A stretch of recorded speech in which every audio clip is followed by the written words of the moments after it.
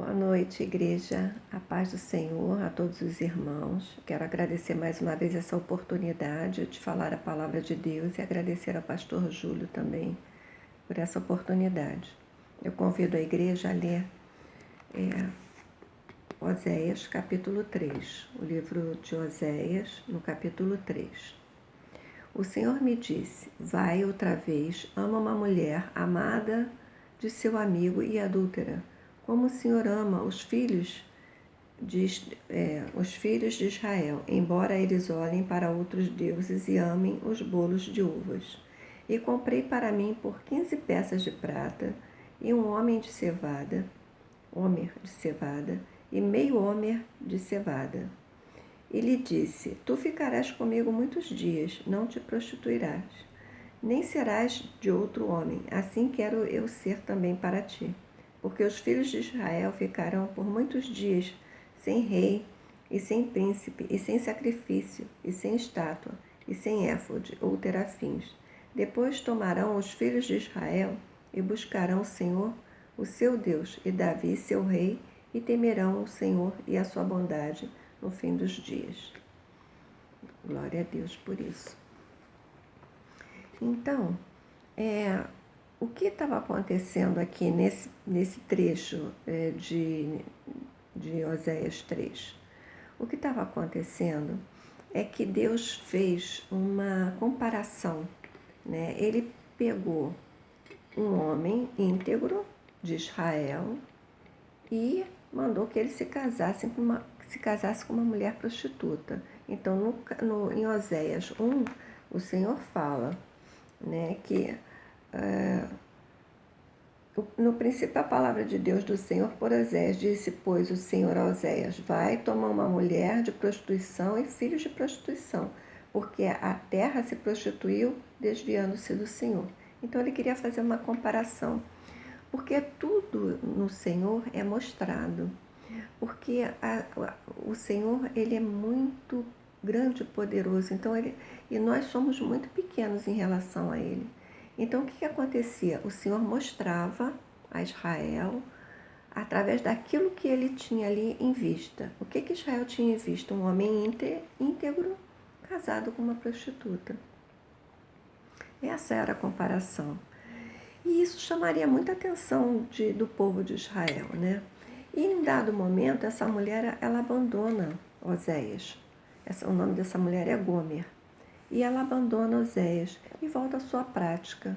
E ela acredita que tudo aquilo que ela tem, que ela possui, era trazido por seus amantes. E ela possuía muita coisa. No capítulo 2, aqui no capítulo 2 de Oséias, versículo 7, o Senhor fala o seguinte: e irá em seguimento de seus amantes, mas não os alcançará, e buscá-lo-á, mas não os achará. Então dirás: irei-me e tornar-me-ei ao meu primeiro marido, porque melhor me ia então do que agora. Ela tinha se arrependido de ter voltado à prática, né, que ela tinha anteriormente.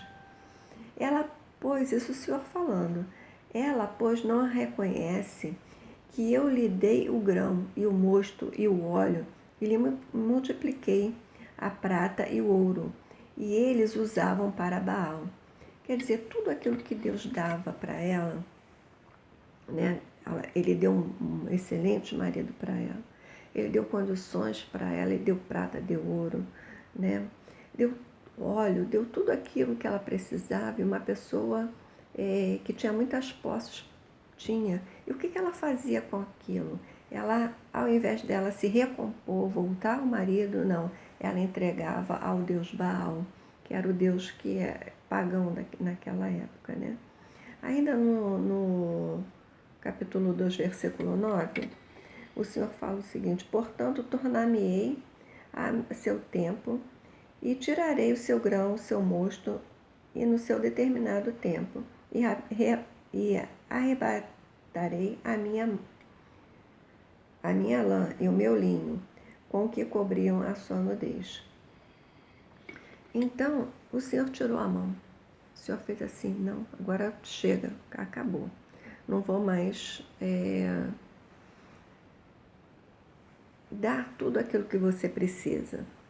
E aí o que aconteceu? O que aconteceu era a vida de Gomer, era a vida de Israel. Israel tinha tudo, mas olhava para outros deuses, né? E fazia sacrifício para Baal. Então, se a colheita de Israel era boa, se o gado engordava, se havia chuva, se havia sol para a plantação, eles olhavam para Baal e agradeciam a Baal ao invés de agradecer a Deus. Então, quando o Senhor resolve tirar a mão, chega o deserto. E no deserto, o Senhor vai falar novamente com Israel. O Senhor vai falar benignamente com Israel. Ele tira a mão, deixa Israel ficar no deserto, ficar angustiado, mas no capítulo 2 ainda de Osés, no versículo 14, o Senhor olha benignamente para Israel. Então o Senhor diz o seguinte: portanto, eis que eu atrairei e a levarei para o deserto, e lhe falarei ao coração, e lhe darei as suas vinhas dali, e o vale de Acá, por porta de esperança, e ali cantará, como nos dias da sua mocidade, como no dia em que subiu subiu da terra do Egito. E acontecerá que naquele dia, diz o Senhor, me chamará meu marido, e não me chamarás de mais meu Baal. Quando Israel reconhece o Senhor, quando reconhece e vê que não adiantava mais orar para Baal, ele tinha que se voltar para Deus. E quando se volta para Deus, reencontra o primeiro amor, reencontra o Senhor, reencontra toda aquela afinidade, tudo aquilo que estava faltando, toda aquela angústia vai embora, né? Então, para hoje, o que nós temos para hoje, né? Mas antes de eu falar para hoje, eu quero voltar de novo ao capítulo 3, né? Depois de ir ao deserto, do Senhor falar benignamente, do Senhor, depois eu peço à igreja que leia todo o capítulo 2, né? Que o Senhor fala com justiça, que o Senhor vem com amor. Gomer, Israel, trai novamente o Senhor. Trai novamente. Aí quando entra no capítulo 3. Quando entra no capítulo 3, o que acontece? Gomer é vendida como escrava, não serve mais nem para ser prostituta. Ela é vendida por aquele último marido. E o Senhor continua olhando benignamente para Israel. O Senhor continua olhando e simbolicamente ele fala para Oséias ir no mercado, comprar Gomer novamente, trazer para casa. Ela vai ficar um tempo sem contato, né, nenhum, para se purificar e depois voltar a ter a vida marital com esse marido, que era um escândalo na época de Oséias. Ela, inclusive, seria apedrejada por causa disso, mas não foi. Muito pelo contrário, esse marido resgata ela. Resgata ela da praça onde ela estava sendo vendida. E depois disso, o Senhor, ela vai trair novamente, assim como é a história toda de Israel. Israel traz, o Senhor vem e resgata Israel. E assim sucessivamente, para hoje.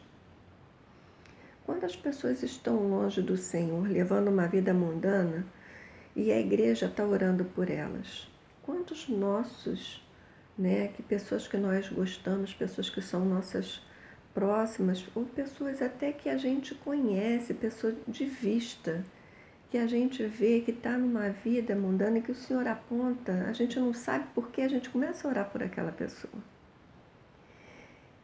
Né? Esperando que ela mude o seu caminho. E isso faz com que essas pessoas sejam atraídas para Jesus. Muitas vezes são pessoas próximas, nossa, que também são atraídas para esse deserto. E muitas vezes somos atraídos junto com eles ao deserto. Mas o Senhor fala benignamente, a gente vê a ação do Senhor trabalhando naquela vida.